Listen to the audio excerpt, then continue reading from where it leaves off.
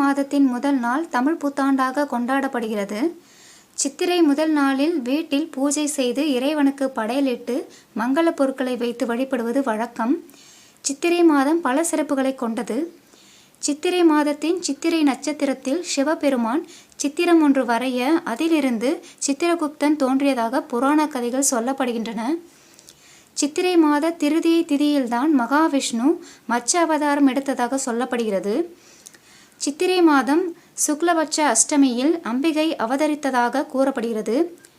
சித்திரை 1ஆம் தேதியில்தான் இந்து சமய கோயில்களில் பஞ்சாங்கம் படிக்கும் நிகழ்வுகள் பரவலாக நடத்தப்படுகின்றன. சித்திரை மாதத்திற்கென்று மேலும் பல சிறப்புகளும் இருக்கின்றன.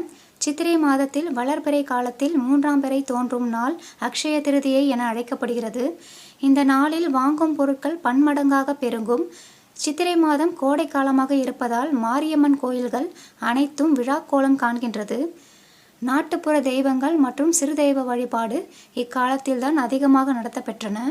சித்திரை மாதம் பல ஆன்மீக வழிபாடுகளுக்கும் சிறப்பு பூஜைகளுக்கும் முக்கியத்துவம் வாய்ந்ததாக கருதப்படுகிறது.